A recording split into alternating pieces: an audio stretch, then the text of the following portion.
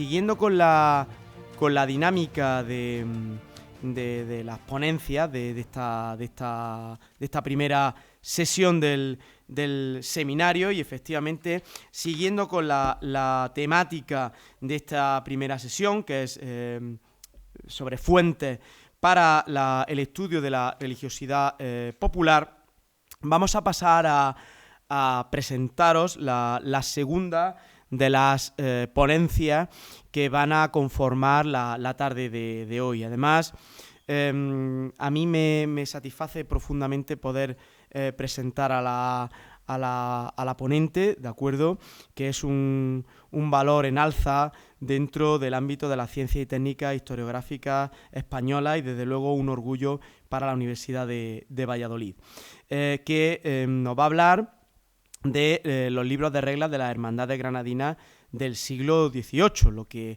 lo que demuestra la versatilidad y la preparación de la profesora Diago Barbudo, que es compañera del área de Ciencia y Técnica Historiográfica. Además, en un tema, el de los libros de reglas de hermandades del siglo XVIII de Granada, que, como nos va a mostrar la profesora Diago Barbudo, estamos convencidos que va a abrir unas líneas de trabajo muy importantes sobre este tipo de documentos que estamos localizando a través también de los profesionales de la Universidad de Granada, especialmente del catedrático bien conocido en los ámbitos de religiosidad popular, el catedrático Miguel Luis López Guadalupe Muñoz, sobre este tipo de documentos. Elisa Diago Barbudo es flamante doctora en Historia por la Universidad de Valladolid, con una magnífica tesis sobre la colección diplomática de la familia Vivero de Valladolid a finales de la Edad Media, realizando un estudio y una edición magnífica de esta colección diplomática, de esta documentación. Y aparte de eso, por si esto no fuera poco, es graduada en Historia del Arte por la UNED. Actualmente disfruta de un contrato de orientación postdoctoral en el área de Ciencias y Técnicas Historiográficas de la Universidad de Valladolid. A todos nos enorgullece ser compañeros de la profesora Diago Barbudo, y en el área desarrolla sus tareas investigadoras y docentes. Cuenta con participaciones en congresos y con publicaciones a las cuales, bueno, debido al espacio un poco reducido de la presentación, pues no podríamos referirnos con la profundidad que ciertamente merecen, y que vamos a ver la calidad científica que tienen a través de la ponencia que vamos a disfrutar a continuación. Pero básicamente se podría resumir sus líneas de investigación en general como el estudio de los archivos y la edición de fuentes, esencialmente de la nobleza y de las élites urbanas en Castilla durante el tránsito de la Edad Media a la Edad Moderna. Por eso he querido insistir en la enorme versatilidad de la profesora Diago Barbudo y de su calidad científica por haber abordado el estudio de documentación del siglo XVIII. Pues sin más dilación, os dejo con su ponencia titulada Libros de reglas de hermandades granadinas en el siglo XVIII, aportaciones desde la ciencia y técnica historiográfica. Buenos días. En primer lugar, me gustaría agradecer a la organización de este seminario el haberme invitado. La ponencia que voy a impartir lleva por título Libros de reglas de hermandades granadinas en el siglo XVIII, aportaciones desde las ciencias y técnicas historiográficas. En primer lugar, me gustaría decir que esta temática es un trabajo que estamos haciendo entre varias personas, en el que estamos abordando el estudio de dos libros de hermandades de Granada desde varias perspectivas, entre ellas la codicológica, diplomática, paleográfica e histórica. Hoy me voy a centrar únicamente en la perspectiva codicológica y en la estructura de ambos libros. Estos libros son, por un lado, el libro de la Real Hermandad del Santísimo Sacramento de la Zubia, reformada en 1748, y por otro lado, el libro de Nuestra Señora de las Nieves de Gavia la Grande, fundada en 1760. Como pueden ver en pantalla, se trata de dos pueblos situados al sur de Granada y se encuentran muy cerca de ella, a menos de 10 kilómetros. En primer lugar, centrándonos en el libro de la Real Hermandad del Santísimo Sacramento de la Zubia, y centrándonos en su esbozo codicológico, se trata de un libro muy bien conservado en el archivo parroquial de la Zubia.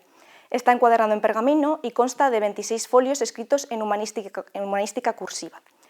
Como se puede observar en pantalla, se trata de un libro de factura cuidada, como se puede observar, por ejemplo, en los detalles de los márgenes, en el que incluso se ha utilizado una tinta de un color diferente. La estructura del libro comienza hablando de que se va a reformar las constituciones en 1748, puesto que las anteriores, y cito literalmente, de algunos años a esta parte no existen a causa de haberse perdido. A continuación encontramos la redacción de las propias constituciones y después encontramos la tramitación y aprobación eclesiástica de las mismas, debido a que era necesario para dotar a la hermandad, a la cofradía, de legalidad. Después de esto pasamos ya al año 1807, en el que tiene lugar una reforma del reglamento, debido a que, después de haber leído las anteriores constituciones y conferenciado sobre los inconvenientes que estos últimos tiempos han hecho impracticables algunas de ellas, es decir, que necesitaban actualizarlas para adaptarse al siglo XIX y al reglamento que estaba teniendo lugar. Después de esto tienen lugar los asientos, en diferentes años, los asientos de hermanos. En primer lugar encontramos los asientos en el año 1866 y en los años 1867, 1869 y 1870 tienen lugar los ingresos de nuevos hermanos, de los cuales se reflejan los nombres. Finalmente, este libro termina en el año 1884 con la relación de los hermanos que conformaban la hermandad en este año. Un poco más complicado es el libro de la Hermandad de Nuestra Señora de las Nieves de la Villa de Gavia la Grande, debido a que no conservamos el original, sino que únicamente la cofradía conserva una fotocopia y el original se encuentra perdido. Por tanto, en este caso hemos tenido que trabajar con una fotocopia con todos los inconvenientes que ello conlleva. Está compuesto por 101 folios, escritos también en humanística cursiva. El libro fotocopiado comienza con el grabado que pueden ver en la imagen, aunque creemos que el libro original no contaría con él, sino que se trata de un añadido posterior. El haber trabajado con fotocopias nos ha traído inconvenientes, como el que también ven en pantalla. Por ejemplo, esto se trata de una página, pero la línea que ven en medio es el salto de folio, es decir, que el vuelto se encuentra cortado y hemos perdido la información de la mitad de la página que estaría a la izquierda. Centrándonos en su estructura, en primer lugar comienza con la fundación de la hermandad, el nombramiento de los cargos iniciales que la conformarían y las constituciones. Y al igual que en el caso de la cofradía anterior, continúa con la tramitación y aprobación eclesiástica, como les decía anteriormente, necesario para otorgar legalidad a la cofradía. A continuación se va sucediendo de manera alterna los asientos de los hermanos de diferentes años, así como las visitas pastorales. Encontramos asientos en los años 1761, 1765, 1765 y 1775. Igualmente, visitas pastorales en el año 1765 y 1775. Esta visita pastoral del 75 fue bastante importante, ya que se insta a la cofradía a que refleje obligatoriamente todas las cuentas de cargo y data que ha tenido lugar durante estos años. De esta manera, lo siguiente que encontramos en este libro es la toma de cuentas acumuladas en el año 1776. Y como pueden ver en pantalla, volvemos otra vez a alternar los asientos de hermanos y las visitas pastorales, y esta vez acompañados de las cuentas anuales en diversos años hasta el año 1801. Debo destacar la visita pastoral del año 1782, en el que se ordena que se haga inventario que van a realizar, pero que veremos a continuación, está al final del libro. A partir del año 1801 encontramos un aviso en el que se indica que se va a dejar de utilizar este volumen para las cuentas y que se va a utilizar un nuevo libro de cuentas. Y llegaríamos a la parte final del libro, en el que se refleja que ha tenido lugar un cabildo abierto para elegir como patrona a la Virgen de las Nieves y establecer el festivo el 5 de agosto. Esto quiere decir que las autoridades municipales, acompañadas de los vecinos, se reunieron para votar estos asuntos. Y a continuación, como les adelantaba anteriormente, tiene lugar la redacción del inventario que obligaba a hacer la visita pastoral en el año 1785. Encontramos por un lado el inventario de las alhajas de la ermita y por otro lado también el de los papeles del archivo.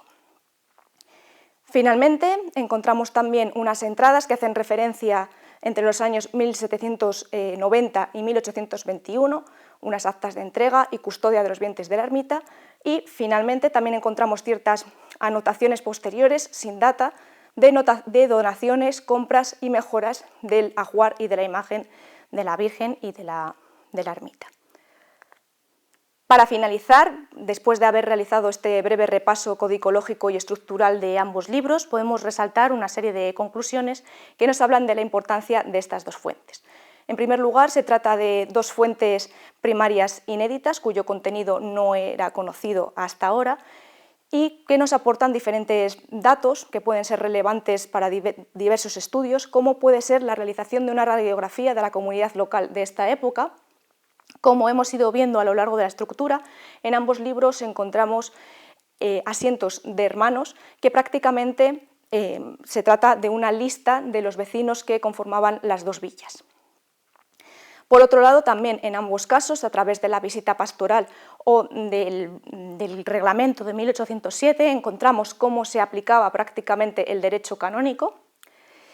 Se trata también de una gran fuente para la historia económica de las hermandades, sobre todo en el caso del libro de la Hermandad de Gavia la Grande, debido a que se han conservado esas cuentas de numerosos años a finales del siglo XVIII.